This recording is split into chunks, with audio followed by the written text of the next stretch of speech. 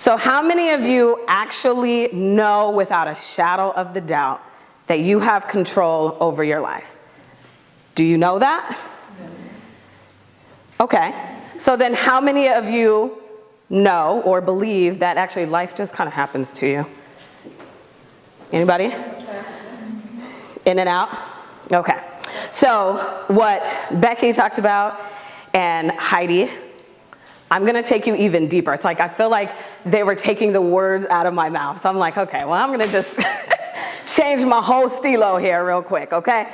So does anybody know the definition of a subconscious mind? Mm-hmm. Does anybody? Or you're like, what? Yeah. What is that? What? Okay. Does anybody know the definition of a conscious mind? Is it just like thoughts we're aware of versus thoughts we're not aware of? Right. So it's a little bit deeper than that too. So let's talk about your subconscious mind. That's the mean girl Heidi was talking about. That is the one that's going to tell you all of the negative stuff. Okay? That is the one that's on autopilot, your subconscious mind. Because your subconscious mind is only here to keep you alive. Guess what you are right now? You're alive, right? You're breathing. Okay, I'm here. Okay, cool. So your subconscious mind's like high-fiving itself. It's literally only there to keep you alive, and it's pumping your blood. It's making you breathe. It's making sure you know when you're hungry, making sure you gotta go to the bathroom. Okay, that's your subconscious mind. But unfortunately, your subconscious mind is also there to keep you in that comfort zone. Because when something's hard, when you're like, I want to lose weight, we can use that example, it goes, oh my God, that's going to be hard. No, you're not going to be able to do that. No. Or you start and then you stop. You start because it keeps telling you it's hard. And we as natural humans don't want to do anything that's hard. So then you give up. And you don't make that goal, and then you feel bad about it, and you go, I didn't do that. I wanted to do that, and I didn't do that, and I gave up, and I'm stupid, and I'm this, and I'm that, and da-da. I can't. Because your subconscious mind is on autopilot, and it's just here to make sure you're alive, okay? Now, your conscious mind, that's the pilot. That's the one who gets to say, no, I can do it. You pivot, and then you do it. But the problem is we don't flex that muscle enough. We don't do enough of, like Heidi was saying, your affirmations, or you think a negative thought and you think a right thought. And we don't do that because, listen, when we're born, when we come into this world, nobody goes, all right, girl, here's your manual on how to be a human. So this is how the brain works. This is how your body works. You're going to have some thoughts like this, but you got to do this to like combat those. Nobody gives us a manual when we're born, which is interesting because we go to school, we learn math, maybe science if you're good at it. I wasn't. You know, you make friends, you learn how to write, blah, blah, blah, which is great. You know, we should try to be smart beings. However, we don't learn about how to be ourselves, how to be a human. So they give us a name. Your name is Rika. Good luck figuring it out. And then we're just supposed to walk around this world trying to be humans and be healthy and be mentally aware and all of that. But we don't know how to do that because we're learning from the people around us who didn't learn it either. Especially the older generation, it's not till now that us millennials are actually stepping forward and saying self-awareness, mental awareness, all of that is important, but nobody taught us that. So again, you get your name, good luck. Good luck learning how to be a human, girl. Good luck on that, you know? And so what I want us to do right now is if you open the booklet, and I know we've been doing like a lot of writing, is I want you to name, I think it's on page, let's see. If you want to, you can write down the definition of a conscious mind and just say it is your pilot. So how many of you, obviously when you get in the car and you don't know where you're going, you GPS it, right? That's your pilot. Imagine trying to figure out how to get there and you don't know where you're going. So what I want to do is give you the tools on how to GPS your life. Okay? So I put a quote in there from Oprah, because she's my mom. She just doesn't know it yet. Let's see, where's that quote? So I want to help you GPS your life and give you the manual of your life, because Oprah says most people are driven by what they think they should do, what other people have said they should do, and what they've carried in their minds for a long time they should do. But the most important question you can ask yourself is, what do I really want? What do I want? And once you establish for yourself what the answer to that is, have everything you do, every choice you make, move you in the direction of what you say your vision is. So the reason why most people have such chaotic lives is because they're living in chaos in their head. And as soon as you get clear about your vision, what you want out of life, who you want to be, it clears up. It clears up. Okay? So I want you to write down, and I also say self-awareness is your superpower. So the more self-aware you are, the more powerful you will be. So you can write down the definition of the conscious mind. Again, that's the pilot. That's you. You get to make a choice. There's always a choice. There's never one choice. You get to make a choice, okay? And it doesn't have to be what society says you have to be, what your mom and dad said you have to be, what you even say you have to be because of your programming, okay? And then the definition of a subconscious mind is the autopilot. That is your life without the GPS. So we want to GPS. You don't know where you're going. You don't know. But you can know if you make a choice, okay? So I'm gonna tell you this. Is there any single girls in here, or am I the only single? Okay. So my programming that I received, okay? Well, before I tell the story, let's name your conscious mind and your subconscious mind. So there's like two people living inside of you. The first one could be Rika, it could be your real name. I call my other one Tina or the devil. No, seriously, like I'll be shut up, Tina. Like, you know what I mean? It's just like what Heidi was saying and Becky was saying, like when you are having those negative thoughts, you are literally, if you stop it and give you a good affirmation, I can't, you're like, actually I can because I'm amazing. You're actually reprogramming your mind. Like, so she was talking about the neurons. So I've been studying NLP, which is neuro-linguistic programming, and you literally can create new synapses in your mind. But you have to practice it. And if you do that, you'll get good at it. And then sometimes those negative thoughts won't come back. But there's all, new level, new devil. So unfortunately, this is a journey, not a destination. So there's always gonna be a little bit negative, but we can make your life a lot more happy and a lot more better as long as you are practicing it in the conscious mind. Okay, so you can name them or whatever. So I used to think, so I come from a 2-parent household. I love my mom and my dad. They've been married for like 40 years. They're amazing. Everybody in my immediate family is married, kids, all of that. So I thought that's what I had to do. Like, oh, that's what people do. You grow up, you get a husband, then you have kids. Cool. Okay, that's easy. I could do that. Then I got to 30. And then I moved here at 30. So I've also been here for 6 years. That was not good for me. Moving here as a single woman where everybody here literally is married and has kids, probably 98% of people. It started to take a toll on me, and I was like, is there something wrong with me? Because I haven't yet found him or whatever. And I started to internalize a lot of negativity and compound that with what people were saying to me, the older generation especially. This is why I don't go to baby showers or kids' parties, because your older auntie be like, you don't have kids?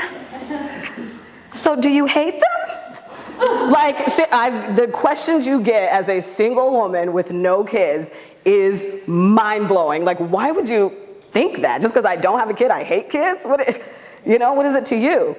Even if I did, that's my prerogative. I don't, by the way. I'm a great babysitter, okay? So that was the programming that I received unknowingly to my parents. It wasn't their fault. It's not like my parents, I actually have very good parents. They never said, you must get married, because some people's parents do do that to their children, which is unfortunate. But my parents never did that. But monkey see, monkey do, right? So I began to internalize that at 30, which then took me down. Oh, by the way, my little cousins were passing me up. So the ones that I babysat when I was 7 and 10 and 12, they're like 25 now, and they got married. And matter of fact, I think I was a bridesmaid about 3 times. And now they all have kids, and they're 29 or 31 or whatever. And I'm like, I'm 30 with my dog, awesome, and again, internalizing that as a negative, okay? So then that took me down the spiral of, I got into a really bad relationship for 10 years. It was abusive, very verbally abusive.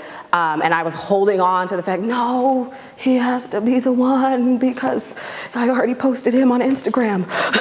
So dang it. So I was in, even though I knew innately, like, this is not right. Like, what is this relationship? But I did not have the courage enough, and I have since forgiven myself, to actually break up with him. And the funny thing is, he broke up with me, and it did hurt, so I did cry or whatever, so it does hurt when people break up with you. But even though I was crying, so I was in Atlanta, and it was around my birthday, so my birthday's in June, and his birthday was early July, so we had close birthdays, so I would always go, he didn't live here, by the way, always went to Atlanta to visit, and he broke up with me, saying that he couldn't trust me, which 2 months later after that, I found out he was cheating on me because a girl came into my DMs. But that's what happens, right? The person who's doing the wrong will accuse the other person of doing the wrong because you're like. So anyway, he broke up with me or whatever, and I literally cried. And then I was like, okay, I changed my flight. It cost me $500 and left. Literally was like, take me to the airport. And he took me, and I got my stuff and left because I saw it as God saying, I done told you to break up with this boy, and you didn't. Okay, so this is what I'm gonna do. And he broke us up, right? Because I believe in God, obviously. He broke us up, and I heard it as a shotgun. In track, and you're like, on your mark, and they're waiting to hear the gun. When he broke up with me, I heard a gun, and I said, oh, and I ran for my life. And I got home to Tri-Cities, Washington, got into my house, put down my bags, and I said, what the hell was that? How did you get here?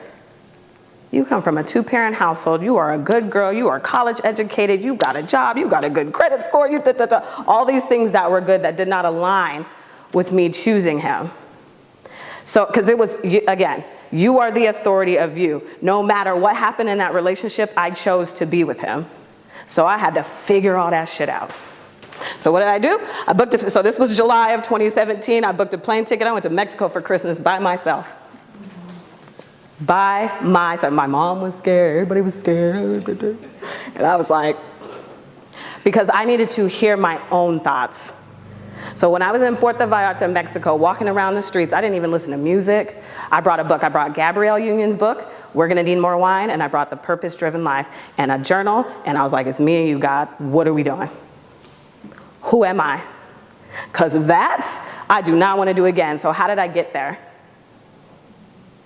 So instead of listening to what society was saying about me and what he would say, like the names, he would call me. I was like, my mom wouldn't even say that to me, and she made me.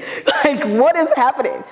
And I had to figure out why I stayed there. So I literally wrote all this stuff that they have us writing out here, Becky and Hadi. I did that in 2017. I still have that journal. And I decided, what am I saying about myself? What does God say about me? And that's all that matters. I don't care what you say about me. I don't care what you say. I don't care what you say about me. I literally made a vision for my life and started walking around like that. Now you can tell me nothing. You know what I mean? I'm a mix of Oprah, Beyonce, and Nicki Minaj attitude. Y'all can't tell me nothing. But I did the work. So again, on this paper, so now after you name your conscious mind and your subconscious mind, I want you to turn to the page that says, first of all, I want you to define your success, right? Is that yeah, so after you name your conscious mind and your subconscious mind. So here's the thing, when you're defining your life, and we're gonna get to that on here, I don't want you to be like me or her or see people out in these worlds and you're like, I want that life. So I want you to define your own success, because success doesn't mean $300,000 a year, you got the mansion, you got whatever success is for you. I want you to define that. If you were successful, what would that look like? I don't even know where my phone is to say. Well, oh, yeah, yes. You know that everyone, like, was everyone in your life could see that relationship wasn't good before you could? No, nobody did. Oh, really? Because I hid it very well. Oh, aren't we great hiders? Aren't we great hiders, aren't we? Because how dare I be in that? People would be like, Rika was in that? What if they knew?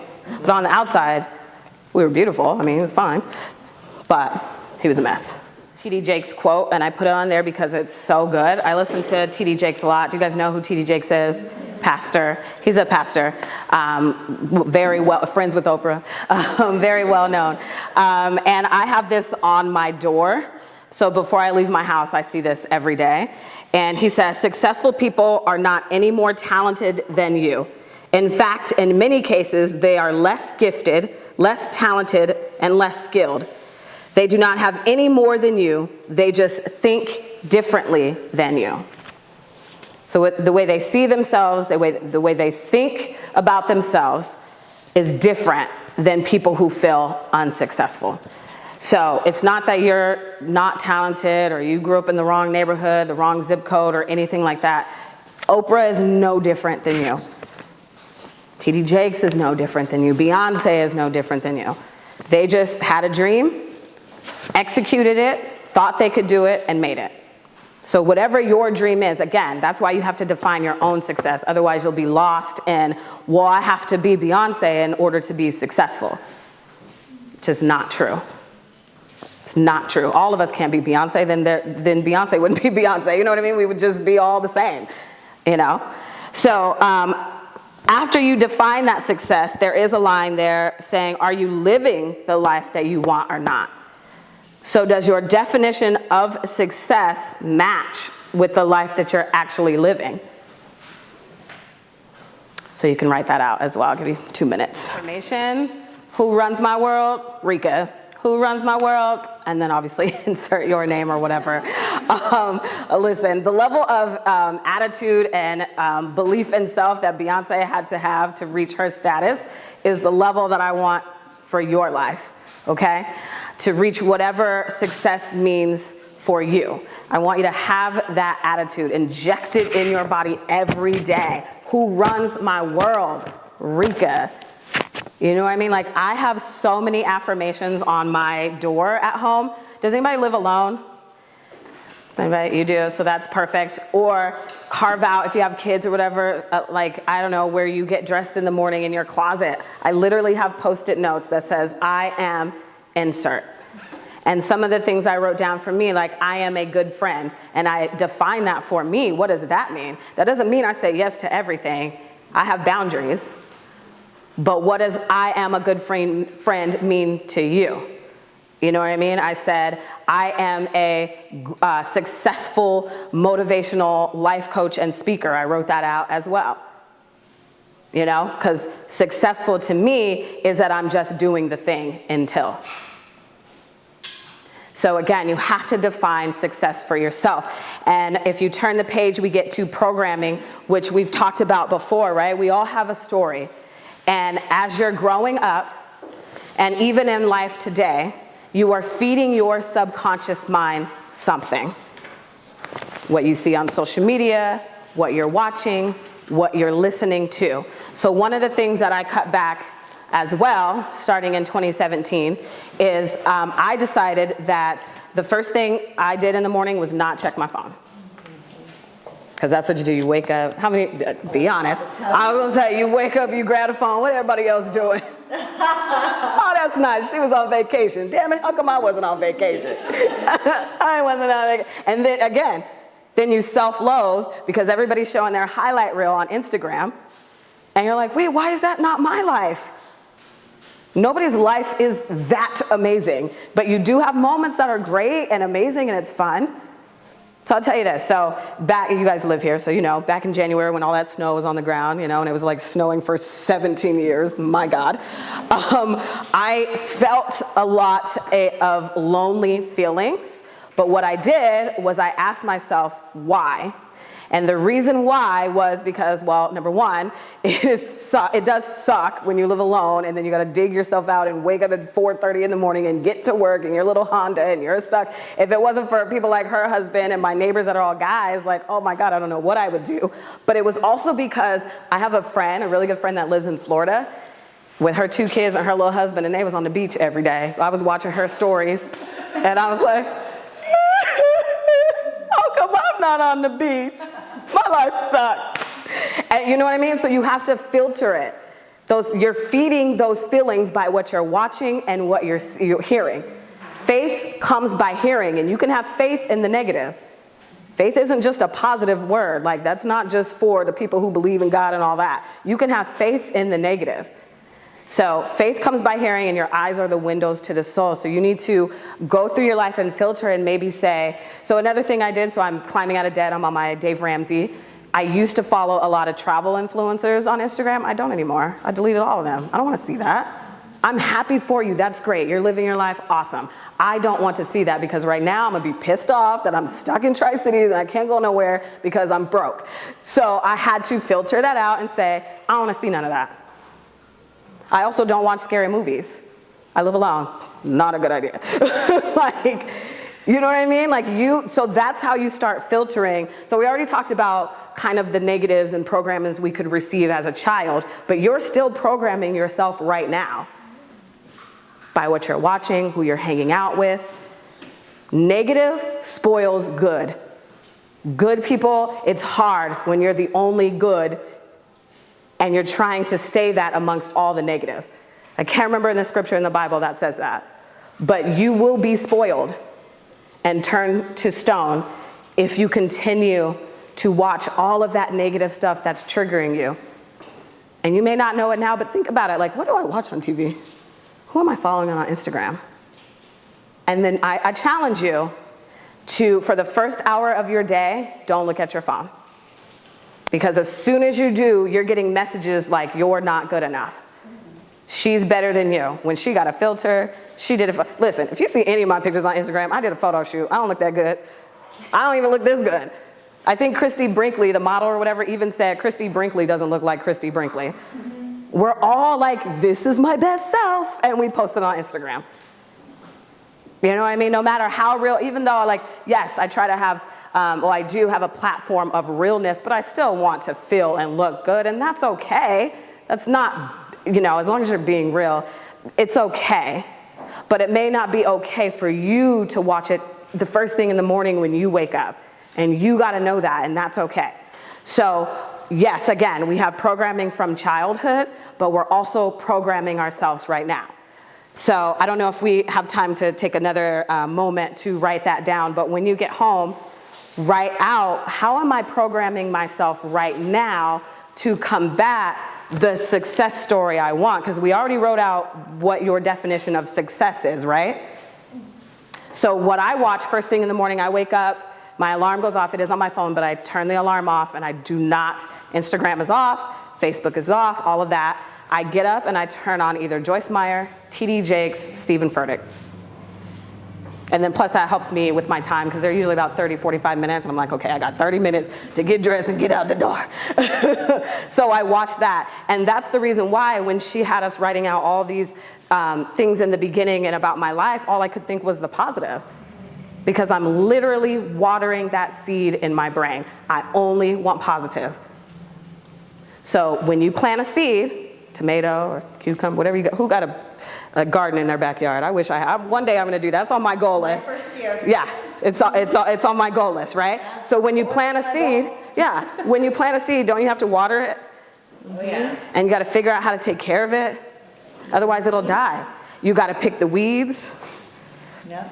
That's all your programming, so pick the weeds. What do you watch? All that love and hip hop stuff, all them people, the housewives, and all that fighting and all that, that's not real life. I don't even think people's lives, you fight that much.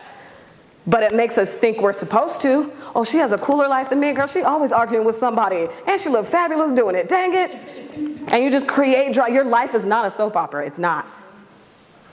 Your life is whatever you make it, but you have to make the choice to do better and do differently. So again, when you get home, write out how you're programming yourself by what you're watching, and then you got to write out how you're going to reprogram yourself. What could you be watching that could make your life better? And listening to, think of the music. I hate that stupid Ariana, well, I love it, but I hate it. We play this new song, Ariana Grande, called Boyfriend, and the lyrics are literally, you are not my boyfriend, I'm not your girlfriend, but I don't want you with nobody else. And I hate it because I'm like, I just imagine a 16-year-old texting that to this little boy who ain't serious about her, like, oh my God, this song reminds me of us. Like, that's a goal? So you want to be with a dude who ain't claiming you? That don't make no sense. So even think of the music you're listening to and all of that, and you may have to make an adjustment. And listen, I'm not saying that I don't watch any smut TV. Like sometimes, there just has to be a balance. Okay, there just has to be a balance, and the good needs to outweigh this bad. It can't be here, because you're gonna be walking around like, oh my God, I hate my life. Tiffany has a better life than me, and so does Melissa, and so does da da da. You gotta do this. Okay? And then you can write out social media. Is there people that you need to unfollow? Even if it's me, hey, listen. If I'm giving you a negative vibe just because of what's going on with you, unfollow me. I don't know who unfollows me anyway. I ain't gonna take it personal. Although my page is very popular. I try at least. But I get it. Some girl who wants curly hair may be like, I don't want to follow Rika because her hair looks better than mine. Okay. Cool. You know? And then I gave you kind of steps to design your life, So when you get home, I know you're going to be overwhelmed with all of this. And all of it is great, and all of it is positive, and all of it is amazing. But I don't want you to do exactly what Heidi did. Oh, that was great. And then you throw it away, or you put it under your bed, or whatever. I want you to really think about, in the next couple of months, where do you want to be? When that ball drops on January 1, 2020, that's the day we all make those New Year's resolutions, ain't it? That's so dumb. And then we don't do it. You can make one today. Where do you want to be when that ball drops on January 1, 2020? Heck, where do you want to be next week? You know? So you write it down. You write down your goals. So what I wrote out at the beginning of this year is that I will be a successful motivational speaker and life coach on top of my radio personality stuff. So I wrote that down, and then I said, okay, I'm already act like it. So I started posting motivational stuff and all that. I think that's why you reached out to me. You're like, wow, Rika's very, very motivational. Started acting like I'm Beyonce. Y'all can't tell me nothing, I'm Beyonce. You know? So you act like it. And then number 3, what do you need to do to get there? So I started researching life coaches and motivational speakers and looking at their blueprint and how they got there. And it wasn't to be just like them, but it was to start my own journey. Stephen Furtick, one of the pastors that I listen to, said something to me like a year and a half ago in one of his sermons, and I wrote it, and it's literally on my TV, so I see it every day. He said, you know what to do, so do what you know, and then you will know what to do. You only learn in action. You do not learn by crying about your life, sitting on your couch, binge watching on Netflix. Oh, I wish I had this. Oh, I want this. Da, da, da, da. But our subconscious, again, that autopilot goes, girl, that's too hard. You ain't gonna be able to eat the whole elephant. You're dumb. But here's the thing. Your conscious mind needs to go, yeah, I'm not gonna eat the whole elephant, but I will eat the little pieces. So you start. If you want to lose weight, you start walking. You don't have to do CrossFit tomorrow. Start walking, okay? So, and then you will learn what's the next step. Okay, walking's too easy for me now. Now what's the next step? One day at a time, one stair at a time, as Martin Luther King would say. One stair, okay? And then you execute it. So again, you only learn in action. So what I did was, when I decided that's what I wanted to be, again, I started researching life coaches, motivational speakers, da, da, da. Then I realized, oh, some people get certified, maybe I should. So then I took a certification class, and then that led me to NLP, which again is the neuro-linguistic programming. And I was like, I've never heard of this before, that's cool. Then I started researching that, and then it got me into the mind, and I was like, oh my God. Because before 2 years ago, I didn't know. I knew that you could make some choices in your life. Like I knew that I could choose to go to Howard. I could choose da-da-da. But I didn't know that you could choose pretty much everything in your life. What's that saying? Life is 10% what happens to you, but 90% how you react. That's why I call this designing your life. You literally can design your life. What you want, fur, windows from ceiling to floor, what kind of flooring do you want? You literally can design your life. And the steps to do it is you goal, you execute, which is the sowing, then there's time and you have to have patience. I'm not Oprah yet, but I'm gonna get there, okay? And then you get it, you reap. And you do it until. It's not until, oh, it gets too hard and then I give up, or, until somebody tells me I suck at it or whatever. Whatever your goal is, to be the best mom, to raise your daughter to be a strong daughter, whatever your goal is, lose 30 pounds, you do it until. Time, I get it. Sometimes it sucks, but you have to have patience. So that is the manual to your life, and I will leave you with this story. So if you turn the page, you will see my hair journey. This was my hair. This is my hair in May of 2017. Damaged. I had colored it. I had been straightening my hair since I was in freaking junior high. Then I started getting relaxers. Thank God I didn't have a mom who was like, you need to get rid of relaxer too. I had to wait till junior high. But I started straightening all of this. Because I was like, well, again, I grew up in Kent, Washington. I was like, well, everybody else has straight hair, so I have to too. So my hair was damaged. Then the curly hair explosion happened. Like, I swear, everybody has curly hair. It's so crazy. It's like, wait. So then I thought, what would happen if I didn't put heat on my hair and I really just started wearing it curly for like 6 months? Let's see. And then the shape started changing and it started getting healthier, and I cut it a little bit and stuff. Like, even look at the back of it. Like, it just, what is that? And then time started, and then 6 months passed, and I was like, oh, what if I went another 6 months? So I went another 6 months. Didn't straighten it, didn't put heat on it. So I went from May of 2017 to July of 2018 without straightening my hair. And my curls started popping and being amazing. And that was the last time I straightened my hair, July of 2018. Because I was like, what if I keep going? Because it still was like a little weird, like this side was different than this side. It still is a little, but it just kept getting better and better. So I had a goal and I did it until, because the time has to pass anyway. So you might as well have the time pass by doing the thing that you want to do. Because if you don't start today, you're going to get to January 1, 2020, and you'll be like, dang, I got all that encouragement on September the 14th. I should have started then. Damn. Start today. Okay? So we're going to do one last thing with you. Does everybody have their phone on them? I want you to put it on selfie mode. Look at you're beautiful. Look at your beautiful face. Don't put it under your chin. Right here. Get your angles, girl. Get your angle, okay? Wait, does everybody know who Kendrick Lamar is? Yeah. The great prophet Kendrick Lamar from Oakland, California is going to give you an affirmation for your life, okay?